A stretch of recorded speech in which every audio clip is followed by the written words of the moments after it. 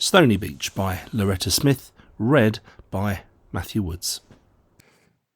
Chapter 5. Cat, have you heard about Stephen McAllister? No, what happened? He's only gone and bloody topped himself, hasn't he? Bloody brilliant news. Cat took a minute to absorb the information. He didn't feel anything at all other than relief that he wouldn't have to think about Stephen anymore. 1960. Reginald Cat Redmond is called up to serve his country in national service. He's enlisted in the Fusiliers and sent to Malta.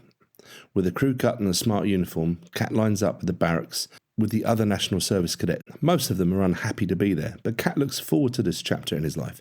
Having spent all his years at St Andrews, he's comfortable sleeping and living communally. This, he thinks, is just the next level, and he's genuinely excited about a potential career in the armed forces. He can't wait to fire an Enfield rifle, learn hand-to-hand combat, and race around obstacle courses. I'm going to enjoy this, he whispers to himself. Right, you bunch of cunts, line up, arms distance from each other, and stand up straight, shouts Drill Sergeant Matthew Hopkins.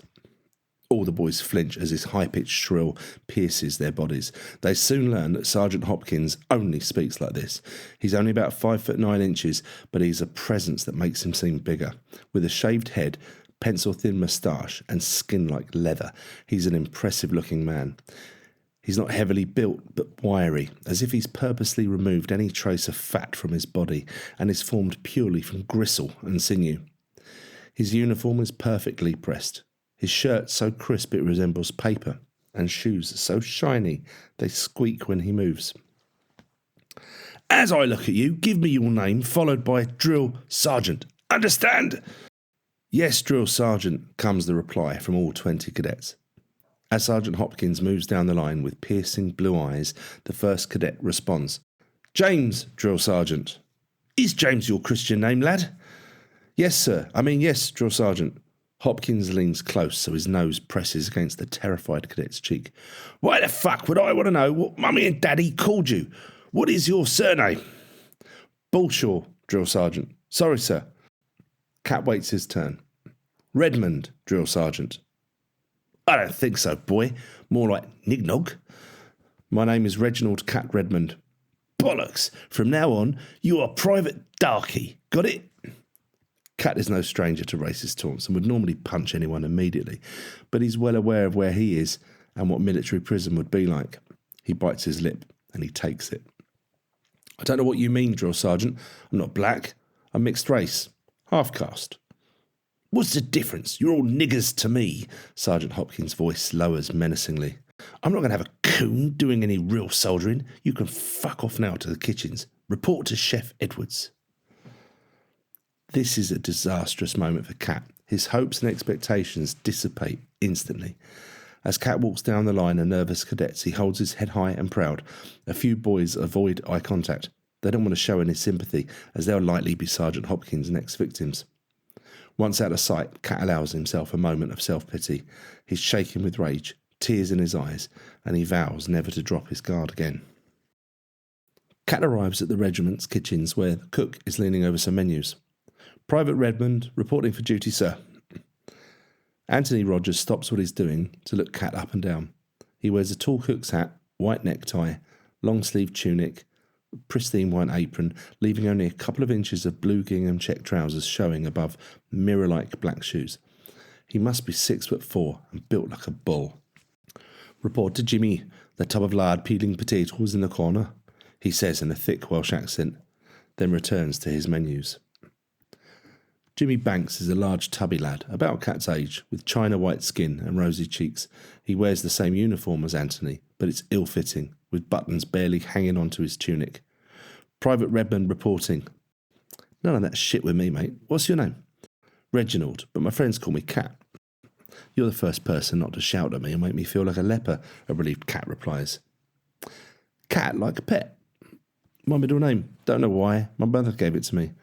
I was told to report to Chef Edwards by Sergeant Hopkins. Where is he? In the office as usual. He only comes out for service. Don't worry, you'll meet him soon enough. He'll be the one shouting at everyone. What did you do to upset Sergeant Hopkins? He only sends cadets he doesn't like to the kitchen. Sent me here because I'm fat, the prick. He didn't like the colour of my skin. Called me a nigger. What's Chef Edwards like? Sounds like a wanker. He's okay, really. Just do as you're told and answer yes, chef, when given instructions, and you'll be fine. Now let me show you how to tie your neckerchief properly. Cat had tied a single knot and was wearing his tie to one side. Jimmy showed him. It's like a normal tie, and then the end is folded back under to leave a bobble. It's there to stop your tunic getting sweaty. There, now, you look like a cook. I'm a chef now, aren't I? Asked Cat. No, there's only one chef, and that is Chef Edwards. It's chief in French, you see. Sous Chef Rogers is second in command. Cat settles in quickly, working alongside Jimmy on the garnish section, preparing vegetables and soups. Most dishes have a component from the garnish. They prepare dozens of different potato dishes, such as Duchess, basically mashed potatoes with egg yolks, piped with a star nozzle into a tray and baked. Pomme Anna, thinly sliced potatoes layered and brushed with butter in a pan and then roasted. And chateau potatoes, turned into barrel shapes and roasted with butter and chicken stock. They're always busy preparing large dishes for the canteen and fine dining for the officers' mess. Cat is blown away by quail consomme, a crystal clear bouillon accompanied by roasted quail breast. He learns how to add a mixture of chopped vegetables and egg whites to quail stock, watching it rise to form a crust on the surface that filters out sediment, leaving behind the clearest liquid imaginable, full of flavour. Chef Edwards is an intimidating man, similar in size to Sergeant Hopkins, with a gravelly Welsh accent. His whites never get dirty, and he seldom breaks into a sweat, even when temperatures reach melting point. He runs his kitchen brigade as efficiently as Sergeant Hopkins runs his. His cooks stand to attention while he inspects their uniforms and sections for mess. A bollocking from chef can happen for many reasons, not being prepared for service or having an untidy fridge. When he calls "Samage," French for away it goes, his chefs respond with "Oui, chef," if they have items to prepare. On one occasion, Jimmy responds with "Okay, mate," and Chef Edwards launches a saucepan directly at Jimmy's head. It misses, but his section looks like it's been bombed. Jimmy is forced to clean the kitchen alone after service, with the words, "I'm not your fucking mate, got it?" ringing in his ears. On another occasion, Cat doesn't have a clean apron, so he has to wash up for a week wearing a tea towel. But Chef Edwards occasionally smiles, and his grey eyes light up the room. Once you've proved you can take a bollocking and survive a busy service without asking for help, he becomes very nurturing.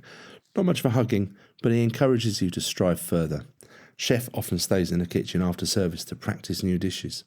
On one day, he's preparing a whole deer for a banquet, the centrepiece for Burns night, brought out after the traditional haggis. Cat asks if he can help, and for the next few hours, Chef shows him how to fillet the beast. The meat is roasted and carved, the carcass boiled clean and reassembled so the meat is presented on it. Cat can't believe his eyes, as loaves of bread are carved and baked to resemble windmills.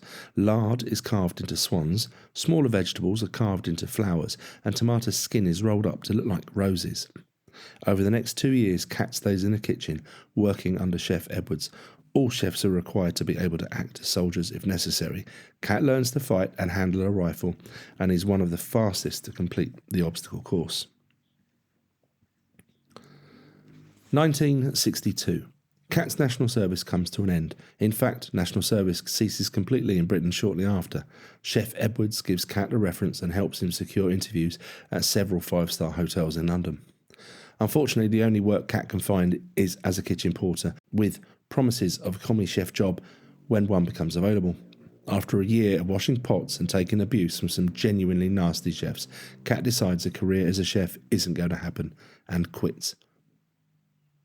He answers an advertisement for an electrician's assistant in the local paper. End of chapter 5.